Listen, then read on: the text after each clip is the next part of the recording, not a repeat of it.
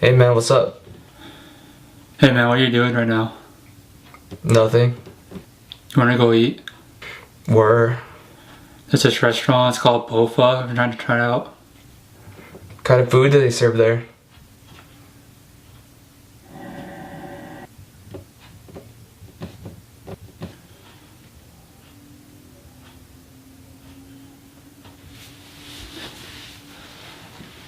So you're done? Yeah. Alright, dope.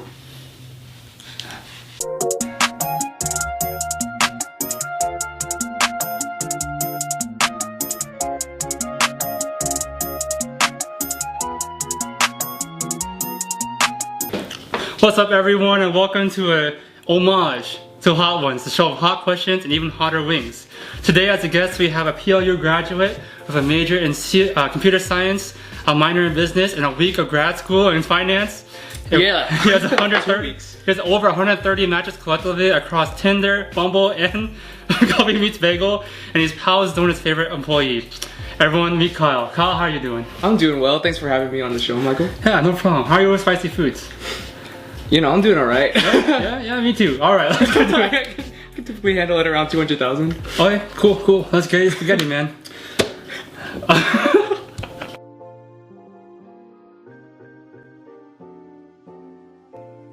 First wing, no problem, right? Yeah.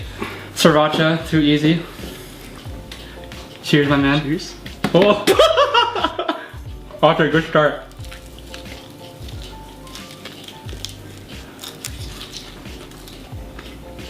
Good? Good. Cool.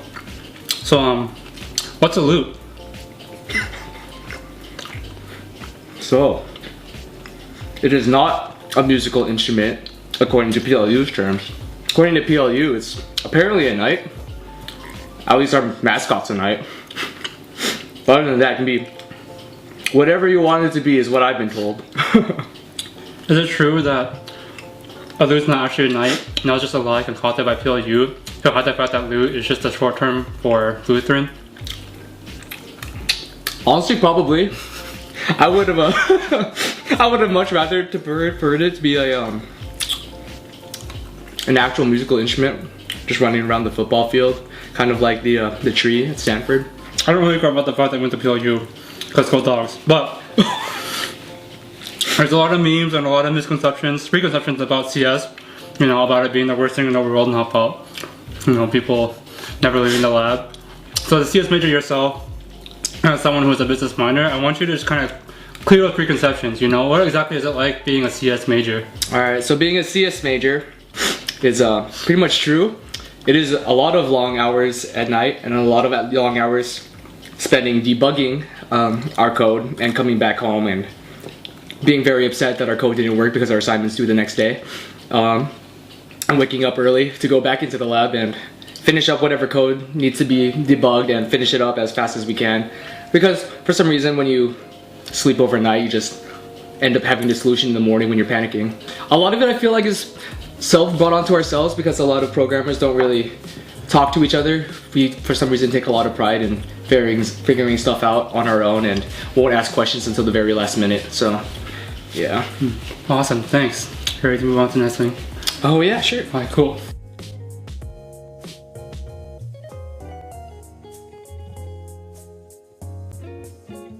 Next thing, also no big deal, Tabasco, really easy, the original. Don't have to cheers every time, but we'll do it this time, yes. Sure. I think I like the Sriracha one better. So as I said, you graduated last June. And as we have talked about on my channel before, your life changes a lot, right? Between high school and college and after college. And so, I think you're an exception, not an exception, but you're one of the biggest examples of how hard life hits you after college. I've all the people I know in my life. And so I want to just kind of ask you, how is life now different than life in college and prior to college? Alright, so let's start off with life before college. So life before college, you know, all of us were like super excited to go off into four-year university or whatever next steps in our lives were. We, you know, the layout of the road was pretty laid out for us. Well, depending on who you were. For me, it was laid out because I planned to be a computer science major since I was little because I wanted to grow up and develop video games. You know, life kind of hits you. I don't really want to develop video games that much anymore. Even though it's still like one of my passions, and I would still definitely love to help out in that industry. Now I just want to focus on doing more projects that are aimed towards just users in general. Like, I'm really passionate about working on like just apps or web applications, or what I'm really into right now is doing a lot of research and stuff in machine learning and artificial intelligence. But life before college, you know, I was excited to go off to PLU, start a new chapter in my life, move in with roommates, move out of my house for the first time in my life. And yeah, it was a good experience. And when I got to college, it was a pretty good time. Started a new club, or made a lot of new friends, became an active member of the community, helped start the PLU Smash Club, became a co-president of that, the sustainability director of Ordal Hall also. So I grew out of my shell from high school and really attacked a lot of leadership roles while my first 2 years of college. And then after that, I kind of fell into a slump because I was going through a lot of, like, again, you never know what happens in life. And I was going through a lot of interpersonal problems with a lot of people in my friend group. We ended up just splitting off for like about the next 2 years. I went into pulled the Luke Skywalker, went off the face of PLU. I kind of stopped going to my clubs. I stopped going to I didn't stop going to classes. I still went to classes. I just made a decision to focus only on my classes and focus only on myself to improve my grades and everything, because my grades were also kind of slipping because I was distracted with a lot of outside of activities. And upon graduation, that was a really exciting time. When I graduated, my girlfriend at the time broke up with me the next month, and that hit me hard because I was going through, at the time I didn't realize, or I couldn't admit, that I was depressed because I lost a lot of my friends in college. I felt like I was losing all my friends from high school because I was being so negative all the time. I had lost my girlfriend. A lot of health issues were going on in my family. I didn't have a job yet. So all of these problems accumulated at one time, and I was just like, man, this fucking sucks.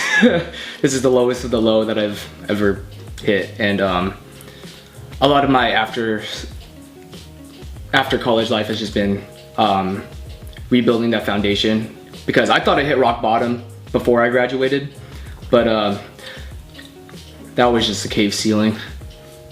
I ended up going, there's always another depth underneath it, but this time I think I hit bedrock and I can actually build a foundation here for myself.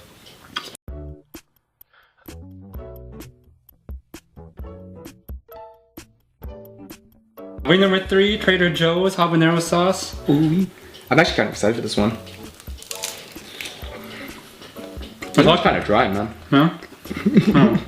Well, since we're on topic of food, you're known as someone who's pretty apathetic and indecisive, but you tend to be really picky and extra about a bunch of just random stuff, hence why we're in this situation right now. But one thing that I find really interesting that you're really picky about is burgers. Being so bold as to give Red Robin a 6 out of 10 and to criticize the acclaimed cooking methods of Shake Shack. What exactly is it about burgers that makes you so overjoyed? I just, there's no real real reason, to be honest. I don't know, because like, as far back as I can remember, my sister and I always argued over like what kind of food that we would always want to get as little kids, and she would always want like KFC and I would want McDonald's. So ever since I can remember, burgers have been one of my most favorite foods growing up, and I think the reason why I'm so picky about it is just because I always feel like it can be done better, just because it is like such my favorite food, like over like a lot of things for some reason.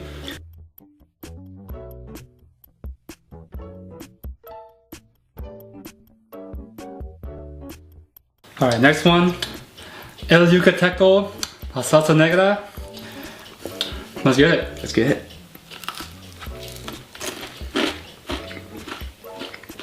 We have a recurring segment on this show called Explain That Gram. That's where we take a deep dive into our celebrity guests' Instagrams and pull out some pictures that need a little more context. Sure. But you post on Instagram and social media, for that matter, about as often as Frank Ocean releases an album. So I had to dig into my my personal reserves. Oh. Pull out some pictures of you. Oh no. Of any little explaining. So I'm just gonna go ahead and show these to you, and you're just gonna give us a little bit of context, alright? Tell us what you think. Oh god, what pictures are they, man? First up. Oh. Okay.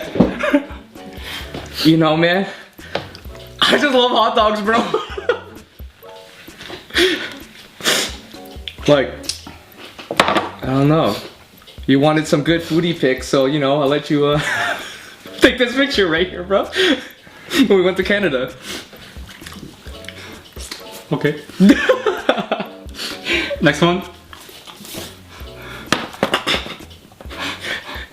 Oh, I'm pretty sure this is the one we were, I think this was when Darby was dating his ex, and we were just sending her duck face pictures with the whole crew. Why I chose to make that, I think I don't know. You know me, I like being extra. I'm gonna picture too. I'm gonna plant a little bit too. Yeah, man. Okay. Why are you biting and not duck facing? You know. It's a bill, you know. Okay. Last one out of it. This is the one that you were afraid of. Oh, damn it! I knew it. Fuck. Oh.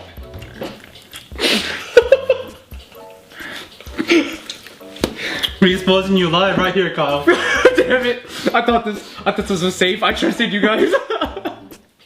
I trusted you guys. Alright. So all my friends in California, they got together and pitched in a good amount of money to get me this body pillow because they really knew I liked anime and they really knew I really liked this show. Because my guilty pleasure is watching rom-com animes, okay? Man, putting me on blast, dude. I told you, man. Look. So I really like watching rom-com animes, and they knew that that she was my favorite girl in that rom-com anime. So they all got together, pitched in money, and they sent this to me for my birthday. I think it was my 18th birthday. And they I was like, you know what? Let's just take a funny picture because like I didn't have a date to homecoming that year. So I was just like, you know what? Let's just make everybody on the group laugh. So I took this picture. I was like, check out this homecoming date. Hot chef. Do you want to tell the audience what's on the other side of the pillow? No, stop.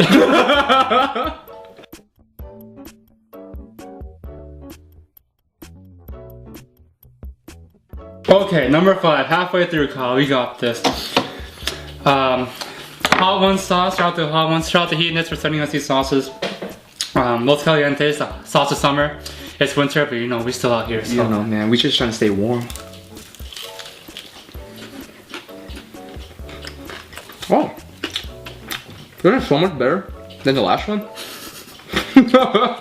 So much more flavor in it, man. Okay. So you and your sister are pretty close. Mm-hmm.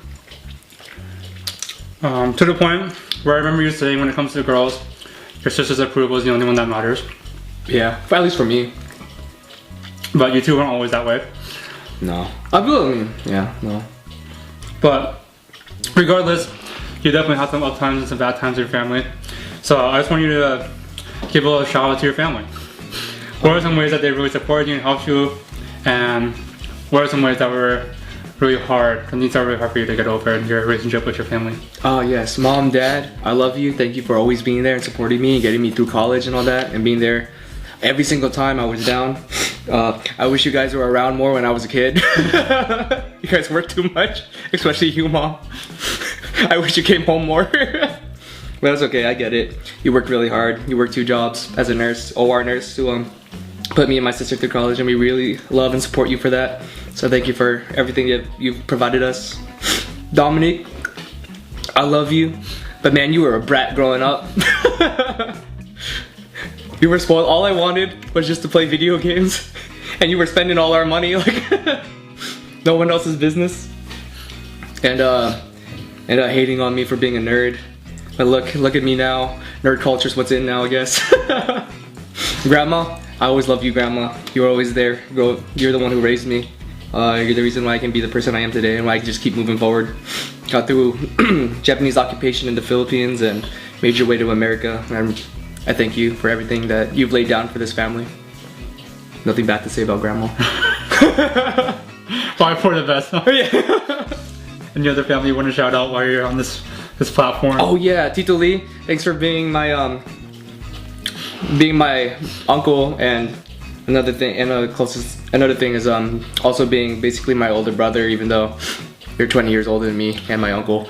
But my mom also raised you, so you were able to get the full brunt of her wrath before I came along, and she mellowed out when I got here.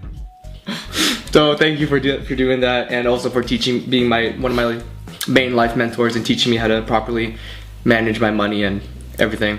And Tita Rochelle, thank you. I know I was an asshole to you when oh man, I cussed. when you got married to my uncle, because I felt like you were taking him away from me. But thank you for being like my second mom, and being there for all my relationship advice and getting me through all my breakups. So thank you for that.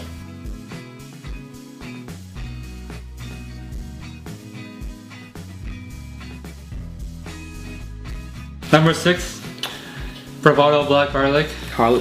Carolina Reaper. All right, let's get it.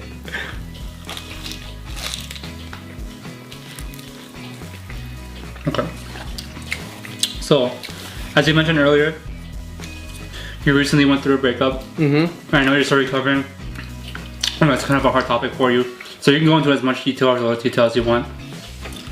I just want to ask, how was the recovery process for you? And if you have any advice for those who are also going through a breakup or through kind of a loss of relationship. The healing process is different for everybody. My healing process was, I had to make myself feel like I was worth something again. So for me, it was focusing on a lot of self-improvement. So to deal with my depression from the breakup and with everything that was going around me, because I was also not happy with my body image, I need to make sure not to touch my eye, shoot. I started going to the gym a lot, about 5 times a week. Started applying to a lot of jobs. I reached out to a lot of people with more life experience than I, so people like in their 40s and stuff that I really trusted. So a lot of like my advisors from school that I went on like the study abroad trip with, because I really grew a close connection with her. So I just started reaching out to all these people because I just didn't know how to deal with my emotions, because this was, even though I've had like relationships and stuff before, this was like my first real, like, true, serious breakup. And for me, cause like all the other ones, it didn't really phase me for more than like a week or two. But this one, it's still affecting me now.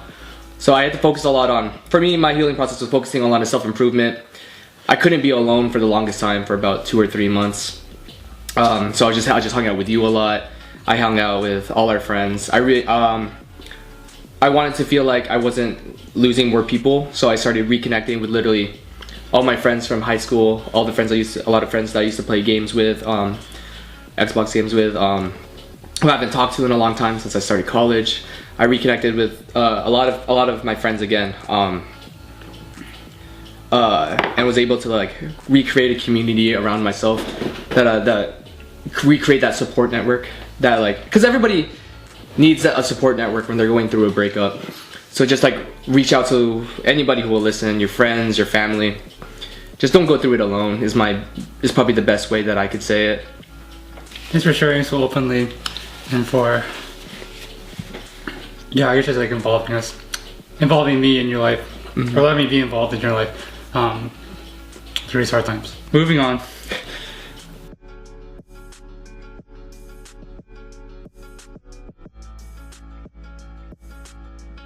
Was this number 7? Number 7. Yes, number 7. Yeah, number 7. I didn't major in no STEM classes. What are you talking? Alright. I'm a computer science major, man. Okay, zombie apocalypse. Let's get it.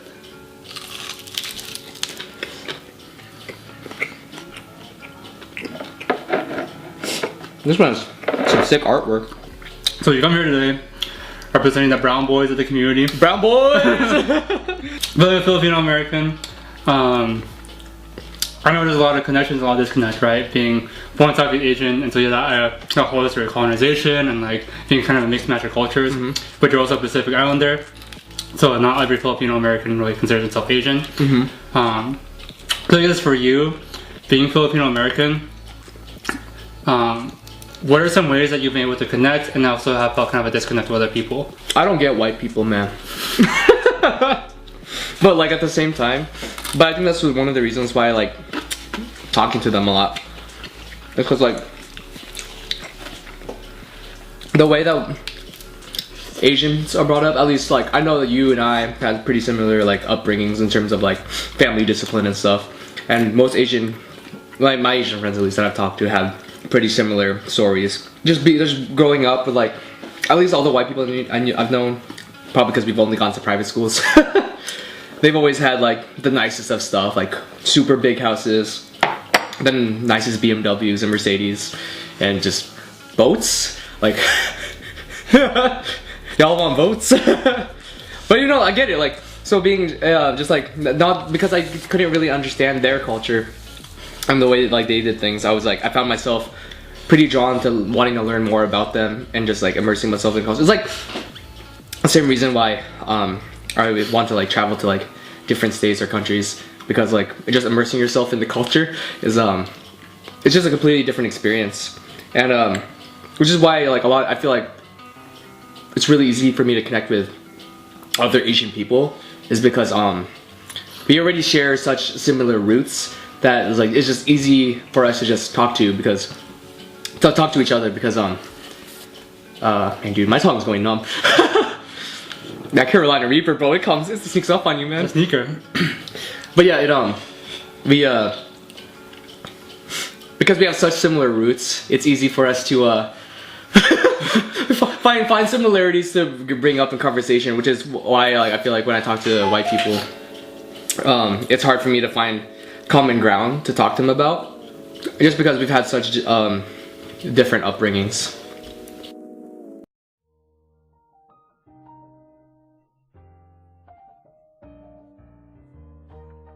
Alright, next one. Hey, your water's getting low, bro. You know what? I'm no superhero, man. I'm only human. I'm the one interviewing here. Okay, next one. Next one. Shout out to Wingstop, so we got these wings. Atomic wings. Oh, that was kind of salty. Yeah, you. So recently you've been hit by quite the travel bug. Yes. You studied abroad this last quarter, or this last J term. We've also been to the Philippines numerous times, Hawaii, California, places like that. You really recently have just been wanting to get anywhere outside of Tacoma. Can you kind of go back more into detail about that? Yeah. So it's not that I hate Tacoma. I love it. I plan on I want to come back here and settle down because I think it's a pretty good city, and I enjoyed my time living here. It's just I've been wanting to get out of Tacoma because like I felt like there's just more to see out there, and there's more culture to experience. There's a lot more food to experience, that's for sure. But I just want to get out there and see what else the world has to offer. I just don't want to sit around one city and just be stuck here for the rest of my life. I just want to get out there and see as much as I can before I die, honestly. So going to study away, which I recommend. Studying away was one of the greatest experiences. It's really opened my perspective to a global viewpoint, giving me new perspective on like China and Korea and all that by living there for a bit. I just think that traveling just in itself provides you with well, one, yeah, it gives you more life experience. 2, you get to meet new people. 3, there's good food. And 4, it's just, it really opens the door to a new perspective on viewing a country that you've never that you would always read about in the history books and all that, but being there in person is different. Being able to experience their community, seeing how they live, being able to live with them and like them for a bit of time. It's just a surreal experience, and it just, I don't know how to explain it. It just gives you a new perspective on the world and just makes you want to keep getting out there and seeing what there is more to offer. I don't want to cut you off, but you know we're in a hurry, so yeah. The last one, you already took a bite, but Mad Dog 357.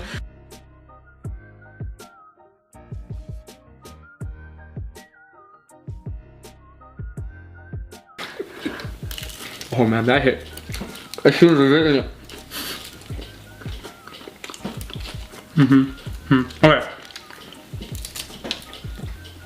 So Tinder and Bumble have been a pretty big part of your life recently, as well as some other dating sites. You went from Tinder is totally pathetic to I'm only going to make a Tinder, someone makes it for me. Passes the phone. To now spending hours a day swiping on Tinder and Bumble and all those sites trying to find a date. What do you think about us swiping? It's just really appealing to people. What's the addition all about?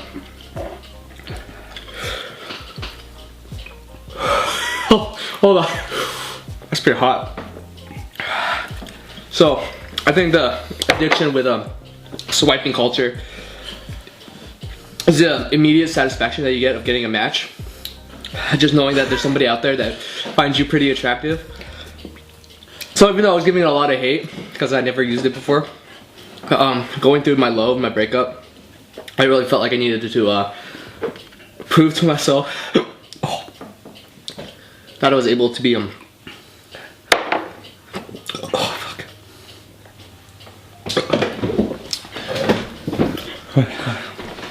So I really needed to prove to myself that that I could be that other girls did find me attractive, because self-esteem was pretty low. So making a Tinder and a Bumble really helped me convince myself. It was really good for my ego to see that there are people out there that are interested in me, and it's actually really helped a lot with my soft skills and being able to talk to people one-on-one since going on a lot of those dates. So those have been pretty interesting too. Alright. Dude, the table shake. Is the table moving? Alright, I really wanted to keep my composure, but it was a boss moment. I'm dying. Okay, last one.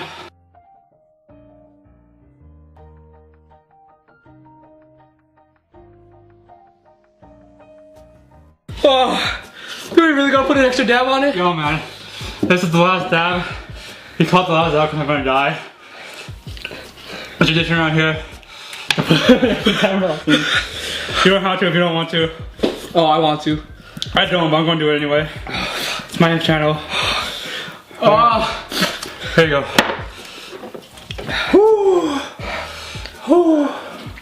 For tradition? For tradition. For tradition. Alright, last dab. 2 million skull balls going down. Excelsior. Excelsior.